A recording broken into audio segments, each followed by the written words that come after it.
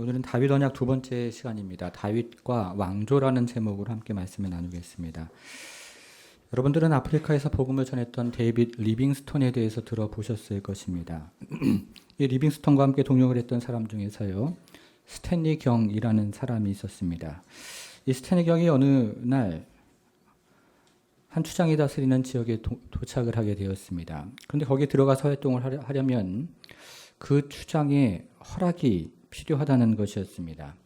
여기서 추장의 허락이라는 것은 서로가 가지고 있는 귀중한 선물을 교환해서 친구가 되는 것입니다. 그런데 당시 스탠리 경에게는 가진 것이 별로 없었습니다. 고작해야 옷과 책과 시계와 그리고 젖을 짤 수 있는 염소 한 마리가 전부였습니다. 특히나 염소는 이 사람의 위장이 매우 약했기 때문에 아무 물이나 먹을 수가 없어서 물 대신에 염소의 젖을 짜서 먹기 위해서 데리고 다녔던 한 마리의 염소였던 것입니다. 그런데 하필이면 이 추장이 이 염소의 눈독을 들이는 것이었습니다. 여러분 어떻게 되겠습니까? 스탠리 경이 할 수 없어서 그 염소를 추장에게 선물로 주었고, 추장은 낡고 긴 지팡이 하나를 선물로 주었습니다. 이때 스탠리 경은 매우 낙심을 합니다. 그래서 이렇게 중얼거리면서 기도를 했습니다. 하나님이 왜 내가 이렇게 아끼는 염소는 가져가시고 이 쓸모없는 막대기 하나를 주십니까? 이렇게 중얼거리면서 기도를 했던 것입니다. 이때 이것을 옆에서 듣고 있던 부족 사람이 이렇게 설명을 합니다. 선생님, 이 지팡이는 보통 지팡이가 아닙니다. 이 지팡이는 추장의 권위를 상징하는 지팡이입니다. 이 지팡이를 가지고 있으면 추장이 통치하는 어느 마을이나 들어가서 마음대로 활동을 할 수가 있는 것입니다. 이렇게 이야기를 하는 것이었습니다.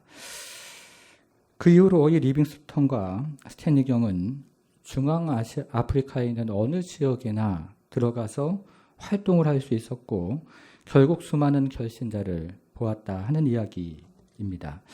여러분, 이 이야기는 오늘 본문에 등장하는 다윗 언약과 매우 유사합니다.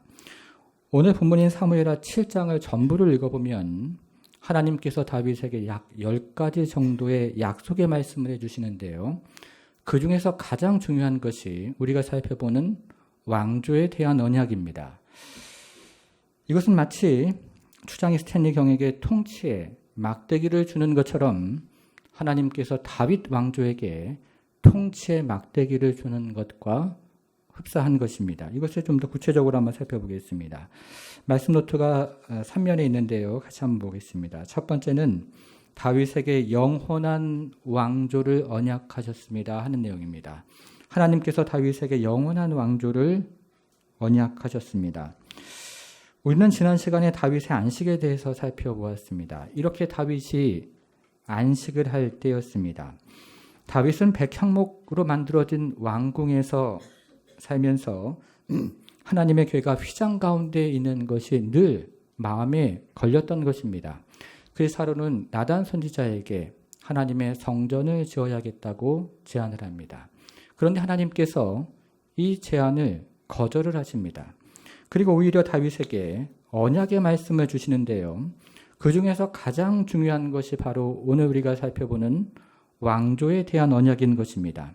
먼저 12절과 13절을 다시 한번 보겠습니다. 12절, 13절에 보니까요. 내 수완이 차서 내 조상들과 함께 누울 때에 내가 내 몸에서 날 내 씨를 후손을 내 뒤에 세워 그의 나라를 견고하게 하리라. 그는 내 이름을 위하여 집을 건축할 것이요. 나는 그의 나라 무엇입니까? 왕위를 영원히 견고하게 하리라. 이렇게 약속을 해주신 것입니다. 여러분, 이게 무슨 약속입니까? 다윗의 왕조가 영원할 것이다 하는 약속입니다. 다윗의 씨를 통해서 이루어지는 다윗의 왕조가 영원할 것이라고 약속을 해주신 것입니다. 여러분, 이것은 매우 엄청난 언약입니다. 그런데 이것을 16절에서 다시 한번 하나님께서 말씀을 하십니다. 16절 보니까요. 내 집과 내 나라가 내 앞에서 영원히 보존되고 내 왕위가 영원히 견고하리라. 이렇게 말씀을 하신 것입니다. 여러분, 이것은 성경에서 매우 중요한 내용이기 때문에 반드시 기억을 하셔야 합니다. 지금으로부터 3000년 전이었습니다. 당시에는 왕조가 그리 견고한 시대가 아니었습니다. 당시에 강대국이었던 애굽만 해도 100년을 넘기지 못하는 왕조가 수두룩했습니다. 당시 애굽에서 가장 길었던 왕조가 250년 정도의 기간이었습니다. 그러니까 다윗에게 영원한 왕조를 주시겠다고 하는 언약은 당시에나 오늘에나 매우 엄청난 약속인 것입니다. 제가 지금부터 다윗 언약에 대해서 좀 더 설명을 할 테니까요. 잘 들어보시기를 바랍니다. 이 다윗 언약에는 두 가지 측면이 있습니다. 첫 번째 측면은 다윗 언약의 무조건적인 성격이 있습니다. 뭐라고요? 무조건적인 성격이 있습니다. 예를 들어보겠습니다. 먼저 주보에 있는 시편 89편을 보겠습니다. 34절부터 37절에 있는데요. 이렇게 시작을 합니다. 내 언약을 깨트리지 아니하고 내 입술에서 낸 것은 변하지 아니하리로다. 내가 나의 거룩함으로 한번 맹세하였은즉 다윗에게 뭐라고요? 거짓말을 하지 아니할 것이라. 그의 후손은 장구하고 그의 왕미는 해같이 내 앞에 항상 있으며 또 궁창의 확실한 증인인 달같이 영원히 견고하게 하리라 되리라 하셨도다. 이렇게 말씀을 합니다.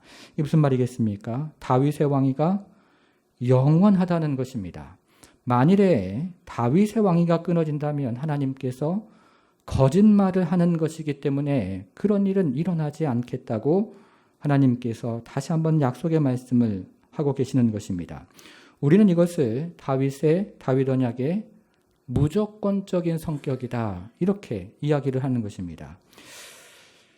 그리고 다윗 언약에는 또 다른 측면이 있습니다. 두 번째 측면은 조건적인 성격입니다. 조건적인 성격이 다윗 언약의 또 다른 측면이 되는 것입니다. 다윗 당시의 사람들은 이 다윗 언약이 솔로몬에게서 성취가 되었다고 굳게 믿었습니다. 여기에는 몇 가지 이유가 있습니다. 첫 번째는 다윗 왕의 다음 왕이 솔로몬이었기 때문입니다. 그리고 두 번째는 솔로몬을 통해서 하나님의 성전이 건축되었기 때문입니다. 여러분 다시 한번 오늘 본문인 12절과 13절을 보겠습니다. 12절 13절 보니까요. 내 수완이 차서 내 조상들과 함께 누울 때에 내가 내 몸에서 날 내 씨를 후손이죠. 내 뒤에 세워 그의 나라를 견고하게 하리라. 그는 내 이름을 위하여 무엇을 건축합니까? 여기서 말하는 집은 성전이죠. 그는 내 이름을 위하여 성전을 건축할 것이요. 나는 그의 나라 왕위를 영원히 견고하게 하리라. 이렇게 약속을 하니까 이 말씀 때문에 다윗 당시의 사람들은 다윗 언약이 솔로몬에게서 성취가 된다고 믿었던 것입니다. 이것은 솔로몬의 생각도 마찬가지였습니다. 여러분 성경을 여기로 접어두고 뒤로 한번 넘겨서요. 열왕기상 8장을 한번 보겠습니다. 열왕기상 8장 25절 보겠습니다. 524페이지.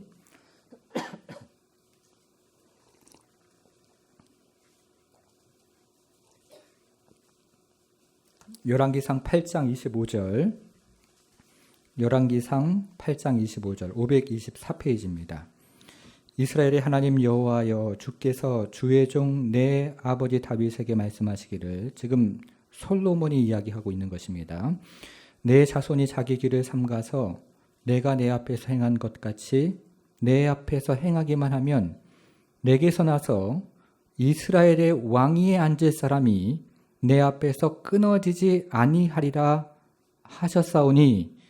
여러분 여기까지는 솔로몬이 다윗에게 약속한 그 언약에 대해서 하나님에게 다시 한번 이야기를 하고 있는 것입니다. 그 다음 말이 중요합니다. 뭐라고 합니까? 이제 다윗을 위하여 그 하신 말씀을 지키시옵소서.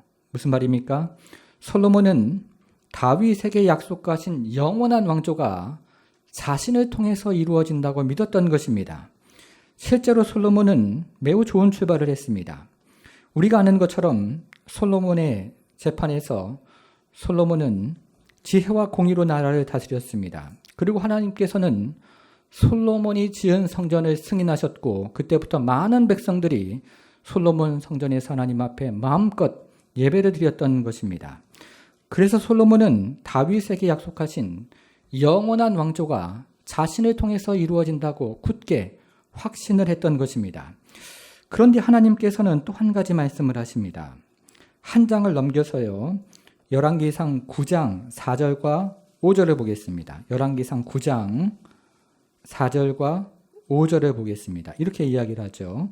내가 만일 내 아버지 다윗이 행함같이 마음을 온전히 하고 바르게 하여 내 앞에서 행하며 내가 내게 명령한 대로 온갖 일에 뭐 한다고요? 순종하여 내 법도와 율례를 지키면 내가 내 아버지 다윗에게 말하기를 이스라엘의 왕위에 오를 사람이 내게서 끊어지지 아니하리라 한 대로 내 이스라엘의 왕위를 영원히 견고하게 하려니와.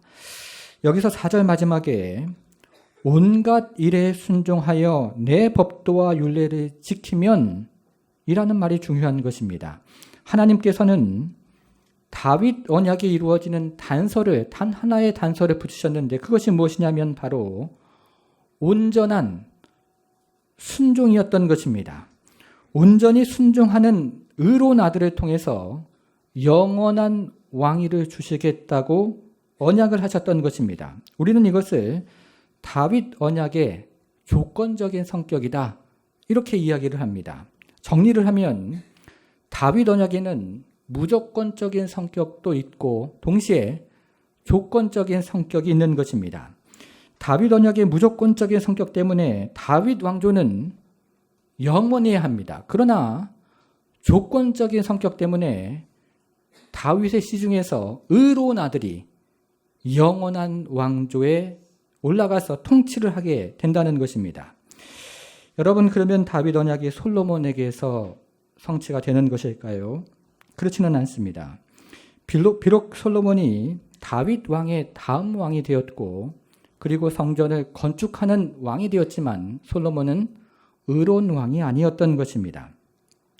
솔로몬은 통치 말년에 많은 이방 여인들과 결혼을 했는데 이방 여인들이 섬기던 우상들을 이스라엘에 가지고 와서 우상을 섬기는 우상 숭배자가 되었던 것입니다.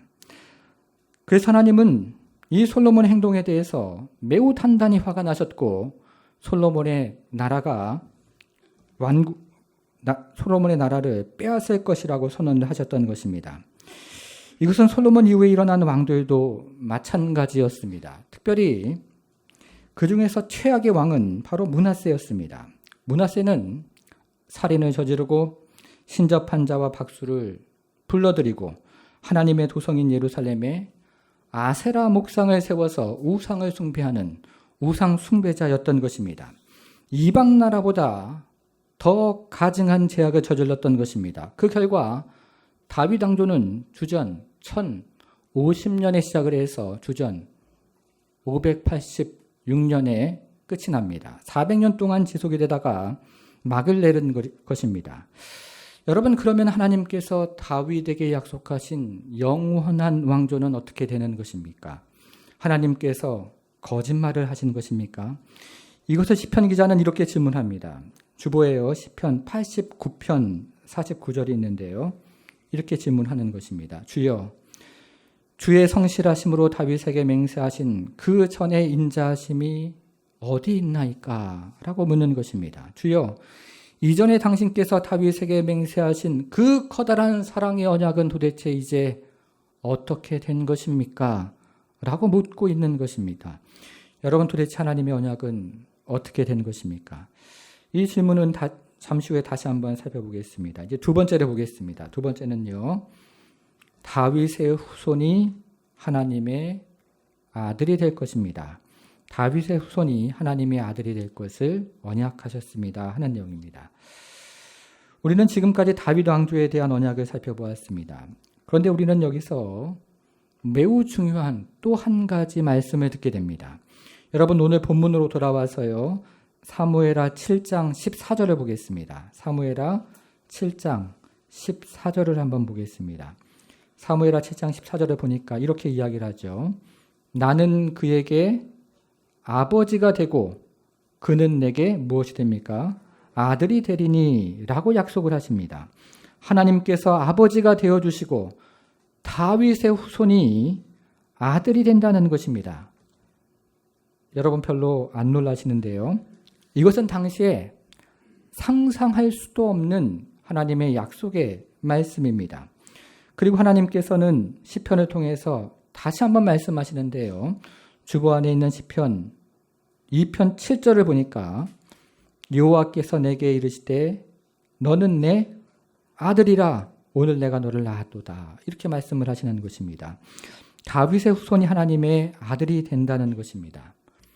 여러분, 신약 시대를 살아가는 우리에게는 이 말씀이 그리 커다란 감동이 없습니다. 그러나 구약 시대를 살았던 다윗에게 이 말씀은 엄청난 감동이었던 것입니다. 물론 구약에서 하나님께서 하나님의 아들이라는 말을 처음 하시는 것은 아닙니다. 하나님께서 이스라엘 전체를 가리켜서 하나님의 아들이라고 말씀하신 적이 있습니다. 그러나 하나님께서 한 사람을 지명해서 하나님의 아들이라고 이야기했던 전례는 없습니다. 오늘 본문에서 하나님이 한 개인을 지명해서 처음으로 아들이라고 말씀을 하고 계신 것입니다. 어떤 책에 이런 내용이 있습니다. 어느 날이었습니다. 도토리 이야기인데요. 어느 날 도토리 세계에서 가장 큰 도토리가 등장을 했습니다. 이 도토리는 보통의 도토리보다 무려 1.5배나 커서 도토리 세계에서 영웅이 되었습니다. 모든 도토리들이 그에게 존경을 표했고 그가 외부의 모든 공격을 막아줄 능력을 가졌다고 믿어 의심치 않았던 것입니다. 그러던 어느 날이었습니다. 한 다람쥐가 나무 위에 오르더니 그 커다란 도토리를 아무렇지도 않게 따서 꿀꺽 삼켜 먹어버렸던 것입니다. 무슨 말입니까? 도토리는 도토리일 뿐이다 하는 것입니다. 이것은 인간도 마찬가지입니다. 인간은 인간일 뿐입니다. 해 아래에 있는 모든 인생은 보잘것없는 인생이요, 타락한 인생이며 죄인인 인생인 것입니다. 그런데 하나님께서 한 개인을 가리켜서 나의 아들이라고 말씀하시는 것은 너무나 엄청난 언약의 말씀을 하고 계신 것입니다. 여러분, 그러면 이 언약은 어떻게 성취가 되겠습니까? 우리는 앞에서 솔로몬이 다윗 언약의 계승자가 아니라는 사실에 대해서 살펴보았습니다. 이것은 솔로몬 이후에 일어나는 왕들도 마찬가지였습니다.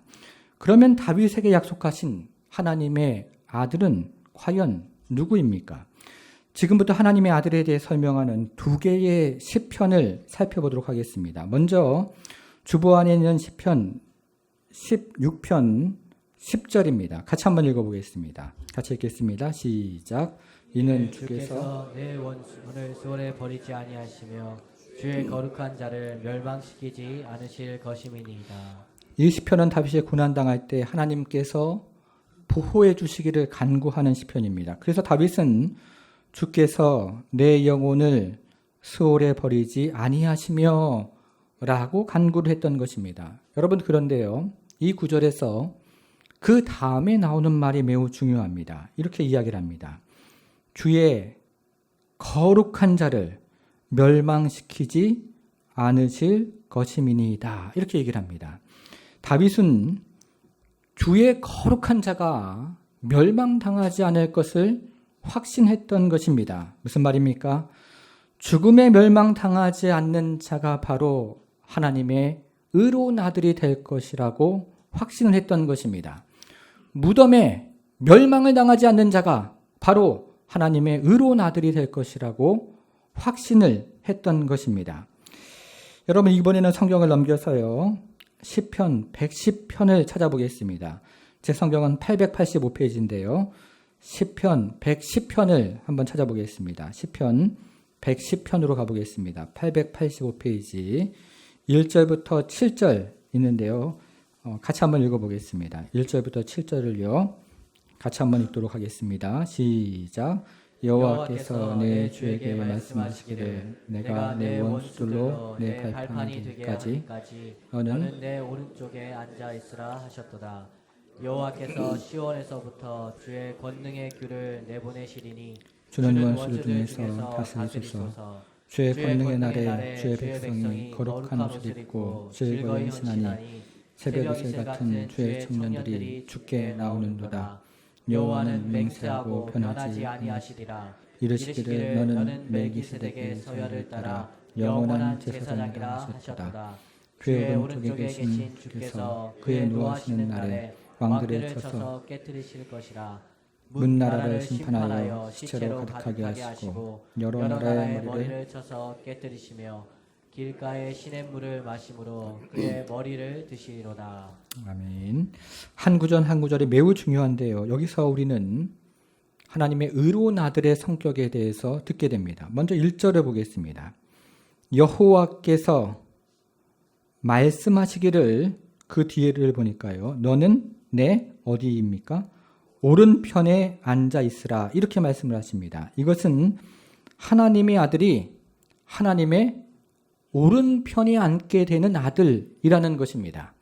이것은 하나님의 아들이 천상적인 차원을 가진 아들이다라는 것을 뜻하는 것입니다. 둘째는 4절을 보겠습니다. 4절을 보니까요. 너는 멜기세덱의 서열을 따라 무엇이 됩니까?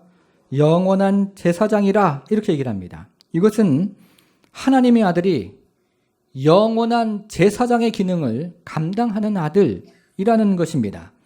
세 번째는 5절과 6절에서 이 아들은 하나님 우편에 앉아서 열방을 심판하는 아들이 될 것이라고 이야기를 하고 있습니다. 여러분, 이제 마지막으로 1절을 다시 한번 보겠습니다. 1절에 보니까요. 여호와께서 누굽니까? 주에게 말씀하시기를 이렇게 이야기하는데요. 여기서 다윗이 이야기하는 내 주, 다윗의 주님은 누구일까요? 다윗은 이 시편을 쓸 때 솔로몬을 염두에 두고 썼는데 다윗이 성령에 감동이 되어서 하나님의 이 의로운 아들을 주님이라고 지금 부르고 있었던 것입니다. 그러니까 이 아들은 다윗보다 높은 왕을 뜻하고 있는 것입니다. 여러분, 그러면 이 아들은 누구이겠습니까? 이제 적용을 한번 해보겠습니다.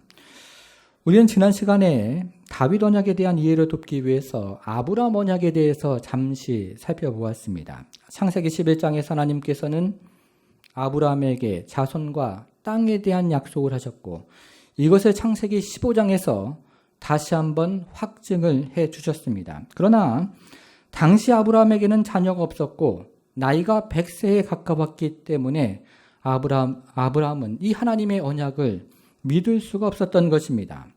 그래서 하나님께서는 아브라함에게 소와 같은 짐승을 가지고 오라고 명령을 하십니다. 그리고는 머리부터 정수리까지 반으로 똑같이 쪼개서 그 사이를 하나님께서 친히 통과를 하셨습니다. 이렇게 이야기를 하고 계시는 것입니다.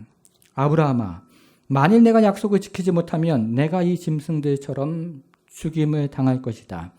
아브라함아, 그러니 내가 언약을 지키지 못하는 일은 결코 일어나지 않을 것이다. 의심하지 말고 믿거라. 이것이 언약의 성격이라고 말씀을 드렸습니다. 여러분, 그러면 이 아브라함의 언약이 언제 성취가 됩니까? 이 아브라함의 언약은 1차적으로 다윗 시대에 성취가 됩니다. 우리가 사무엘하 8장을 읽어보면 다윗이 사방에 있는 원수들, 적들을 모두 물리치고 영토를 최대한으로 확장을 하는데요. 이것은 하나님께서 아브라함이 하셨던 땅의 언약이 1차적으로 이루어졌다 하는 것을 보여주는 것입니다. 그리고 다윗은 이스라엘의 12지파를 통합해서 하나의 통일국가를 만드는데요. 이때 이스라엘 백성들이 바다의 모래와 같이 많아집니다. 이것은 하나님께서 아브라함에게 약속하신 후손의 언약이 1차적으로 성취가 된 것을 이야기하고 있는 것입니다. 무슨 말입니까? 아브라함의 언약이 1차적으로 언제요? 다윗 시대에 성취가 된 것입니다. 그런데 여러분 잘 들어보십시오. 이 아브라함의 언약에는 2차적인 성격이 있습니다. 1차적인 성격도 있는 반면에 2차적인 최종적인 성격이 있다는 말씀입니다. 아브라함 언약은 이스라엘 땅뿐만 아니라 온 땅의 복을 받는 하나님께서 주신 언약이고 이스라엘 백성들뿐만 아니라 온 열방과 온 민족이 그 언약 안에 들어오는 하나님께서 주신 약속이 되었던 것입니다. 이것이 최종적인 아브라함의 언약의 성취가 되는 것입니다. 여러분, 그러면 이 아브라함의 언약의 2차적인 성격, 최종적인 이 아브라함의 언약의 성격은 어떻게 성취가 되는 것입니까? 간단하게 이야기하면 다윗 언약을 통해서 성취가 되는 것입니다. 아브라함 언약이 다윗 집안을 통해서 이루어진다 하는 것입니다. 여러분 이해하셨습니까? 하나님께서 아브라함에게 후손과 땅에 대한 언약을 하셨는데요. 이것이 어떻게 성취가 되냐면 다윗의 의로운 아들이 통치하는 영원한 왕조를 통해서 성취가 된다고 지금 이야기를 하고 있는 것입니다. 여러분 이것을 이해하셔야 합니다. 혹시 잘 이해가 안 되시면요. 다시 들으시고 다시 들으셔야 합니다. 여러분 우리가 만일에요. 구약을 하루에 한 자리에서 쭉 마지막까지 처음부터 마지막까지 읽었다고 한번 생각을 해보겠습니다. 이렇게 구약을 한마디로 정리를 하면 아브라함 언약이 다윗 언약을 통해 성취가 되었다. 이렇게 요약을 할 수가 있는 것입니다. 하나님께서 아브라함에게 후손과 땅에 대한 언약을 하셨는데 이것이 어떻게 성취가 되냐면 다윗 아들의 의로운 아들의 영원히 통치하는 그 왕조를 통해서 성취가 되었다. 이렇게 이야기를 하고 있는 것입니다. 여러분 이것이 구약의 핵심 중에 핵심입니다. 그래서 우리는 이것을 구약, 옛 언약이라고 부르고 있는 것입니다. 여러분 그러면 옛 언약이 언제 성취가 됩니까? 신약, 즉 새 언약의 성취가 되는 것입니다. 그래서 신약은 옛 언약에 대한 대답으로부터 시작을 합니다. 여러분 신약의 처음이 어디입니까? 마태복음 1장 1절이죠. 같이 한번 찾아보겠습니다. 마태복음 1장 1절을 한번 찾아보겠습니다. 자, 마태복음 1장 1절로 가보겠습니다. 저희가 잘 아는 말씀인데요. 그렇죠? 어떻게 시작을 합니까? 아브라함과 다윗의 자손 예수 그리스도의 계보라. 이렇게 시작을 합니다. 무슨 말입니까?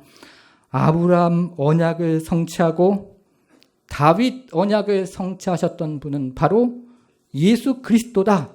그 얘기를 지금 하고 있는 것입니다. 여러분 그래서 이 신약 첫 장 그리고 첫 절은 아브라함의 얘기, 다윗의 얘기, 그리고 그 자손이 바로 예수 그리스도다 하는 계보로 시작을 하는 것입니다. 여러분 그 다음에 이어지는 내용을요 한번 쭉 눈으로 한번 훑어보십시오. 어떻습니까? 매우 지루합니다. 그렇죠? 우리 집에 있는 족보책을 펼쳐보아도 지루한데요. 우리나라 족보책도 아니고 남의 나라 족보책을 보니까 얼마나 지루하겠습니까? 그런데 이 마태복음의 독자였던 유대인들은 하나님께서 아브라함과 맺은 언약을 너무나 선명하게 알고 있었고 그리고 다윗과 맺은 언약을 너무나 선명하게 깨닫고 있었던 것입니다. 그래서 실제로 그 족보를 하나하나 따져보니까 아브라함 언약과 다윗 언약이 예수님에게서 성취가 되었구나 하는 것을 깨달은 것입니다. 그래서 그것을 적어놓고 있는 것입니다. 그래서 구약의 언약이 신약의 예수님에게서 성취가 되었다 하는 것을 보여주고 있는 것입니다. 여러분 이것은 다른 복음서에서도 마찬가지입니다. 이번에는 주보안에는 누가복음 1장 31절부터 33절을 같이 한번 보겠습니다. 누가복음인데요. 우리는 앞에서 시편 기자의 질문에 대해서 살펴보았습니다. 시편 89편 49절에서요. 주여 주의 성실하심으로 다윗에게 맹세하신 그 전에 인자하심이 어디 있나이까? 이것은 나라를 잃어버린 유대인들의 절규입니다. 주여 이전에 당신께서 다윗에게 맹세하신 그 커다란 사랑의 언약은 이제 도대체 어떻게 된 것입니까? 라고 나라를 잃은 다윗의 왕조를 잃은 유대인들은 절규하며 외쳤던 것입니다. 그런데 그 질문의 답이 누가복음 1장 31절에서 33절에 등장을 합니다. 같이 한번 읽어보겠습니다. 시작. 보라 내가 잉태하여 잉태하여 아들을 낳으리니 그 이름을 예수라 하라. 그가 큰 자가 되고 지극히 높으신 이의 아들이라 일컬어질 것이요 주 하나님께서 그 조상 다윗의 왕위를 그에게 주시리니 영원히 야곱의 집을 왕으로 다스리실 것이며 그 나라가 무궁하리라. 여러분 32절을 제가 다시 한번 읽어볼게요. 그가 큰 자가 되고 지극히 높으신 이의 아들이라 일컬어질 것이요 주 하나님께서 그 조상 누굽니까? 다윗의 왕위를 그에게 주시리니 영원히 야곱의 집을 왕으로 다스리실 것이며 그 나라가 무궁하리라. 무슨 말입니까? 다윗 언약이 예수님에게서 성취가 된다는 것입니다. 그래서 예수님의 보좌는 영원한 보좌가 되는 것이고 예수님의 왕국은 영원한 나라가 된다고 이야기를 하고 있는 것입니다. 여러분 믿으십니까? 그러면 하나님과 예수님의 관계는 무엇일까요? 성경은 이것에 대해서 많은 부분을 걸쳐서 설명을 하는데 오늘은 한 구절만 저희가 살펴보도록 하겠습니다. 요한복음 20장 31절 주보 안에 있죠. 이것도 같이 한번 읽어보겠습니다. 시작. 오직 이것을 기록하는 너희로 예수께서 하나님의 아들 그리스도이심을 믿게 하려 함이요 또 너희로 믿고 그 이름을 힘입어 생명을 얻게 하려 함이라. 이 구절은 요한복음을 정리하면서 요한복음을 기록한 목적이 무엇인지를 이야기하고 있는데요. 요한복음을 기록한 목적은 하나님의 아들이 바로 예수님이라고 하는 것입니다. 구약에서 오랜 동안 약속했던 하나님의 아들이 예수님이라는 것이고 우리는 그분의 이름을 힘입어서 생명을 얻는다는 것입니다. 다윗 언약이 예수님에게서 성취가 되는 것입니다. 사랑하는 성도 여러분, 여러분들은 신앙생활을 하면서 언제 절망을 하십니까? 언제 낙담을 하십니까? 일본인 작가인 엔토 슈사쿠가 쓴 작품 중에서 침묵이라는 소설이 있습니다. 아마 읽어보신 분이 계실 것입니다. 이 소설은 일본에 들어온 기독교가 박해를 당할 때에 이 매우 극심한 박해를 받은 많은 성도들이 순교를 당하는 그 역사적인 사실을 토대로 쓴 책입니다. 성도들을 박해했던 사람들은 예수 믿는 사람들이 십자가를 좋아한다는 사실을 듣고 예수 믿는 사람들을 십자가에 매달려서 죽이기로 계획을 세웠습니다. 먼저 바다 한가운데 십자가를 세웠습니다. 그리고는 예수 믿는 사람들을 그 십자가에다가 꽁꽁 묶었습니다. 이렇게 저녁 때가 되니까 밀물이 밀려오기를 시작합니다. 그러면 물이 허리에 차고 그리고 가슴에 찹니다. 그리고 이내 목에 차고 입에 차고 코에 차고 머리를 덮으면서 오랜 시간을 걸쳐서 고통스럽게 서서히 죽어가는 것이었습니다. 이때 박해하던 사람들이 이렇게 말을 합니다. 지금이라도 예수를 배반하고 하나님을 부인하면 풀어주겠다. 여러분 그런데 십자가에 달린 사람들이 어떻게 되었을까요? 두 사람의 성도가 끝까지 예수님을 부인하지 않다가 물속에서 수장을 당합니다. 이것을 멀리서 지켜보던 한 성직자가 너무나 안타까워서 이렇게 울부짖으며 기도를 합니다. 하나님이여 어찌하여 침묵하시나이까? 하나님이여 어찌하여 가만히 계십니까? 바로 그때였습니다. 그의 귀에 하나님의 음성이 강하게 들려오는데요. 나는 침묵하고 있는 것이 아니라 저들의 고통에 동참을 하고 있는 것이다 하는 음성이 마음 가운데 들려오기 시작했습니다. 사랑하는 성도 여러분, 우리가 신앙생활을 하면서 하나님께서 침묵하고 계신다고 생각할 때 참으로 절망스럽습니다. 낙심이 될 때가 바로 이때인 것입니다. 그러나 하나님께서는 구약의 수많은 언약들과 신약의 수많은 언약들을 통해서 동일하게 한결같이 말씀하시는 것은 내가 너를 사랑한다 하는 말씀입니다. 하나님께서는 성경의 수많은 언약을 통해서 나의 딸아, 나의 아들아, 내가 너를 사랑한다 라고 말씀을 하고 계시는 것입니다. 오늘 서론에서 말씀드린 것처럼 그리고 우리가 이 땅에 살아가는 권세, 하나님의 자녀의 권세, 왕의 지팡이를 우리에게 주시겠다고 약속의 말씀을 하고 계시는 것입니다. 성도 여러분, 그런데 우리 인간은 끊임없이 반역을 합니다. 하나님께서 당신의 형상으로 인간을 만드시고 에덴에서 언약을 맺으셨지만 우리 인간은 뱀과 동맹을 맺고 하나님에게 등을 돌립니다. 이제 하나님께서는 동물을 쪼개서 아브라함과 다시 언약을 맺으셨는데 우리 인간은 세상과 동맹을 맺고 다시 하나님에게 등을 돌렸습니다. 이제 하나님께서는 애굽에서 이스라엘 백성들을 구원하시고 모세와 언약을 맺었는데 이제 인간은 금송아지를 만들어서 하나님에게 등을 돌렸습니다. 이제 하나님은 독생자 예수를 보내셔서 새 언약을 맺으셨지만 우리 인간은 하나님의 독생자를 십자가에 못 박혀 죽였습니다. 우리 인간은 끊임없이 반역을 합니다. 배반을 합니다. 우리 인간은 죄인인 것입니다. 그런데 하나님은 당신의 사랑을 결코 처리하지 않는다고 말씀하십니다. 당신의 언약을 결코 처리하지 않겠다고 말씀을 하십니다. 당신의 은혜를 결코 처리하지 않겠다고 말씀을 하고 계시는 것입니다. 그것이 바로 언약이고 그 언약의 성취가 바로 십자가인 것입니다. 사랑하는 성도 여러분, 하나님께서 오늘 본문을 통해서 무슨 말씀을 하고 계십니까? 다시 한번 말씀하십니다. 사랑하는 내 자녀야, 내가 너를 사랑한다 라고 다시 한번 말씀하고 계시는 것입니다.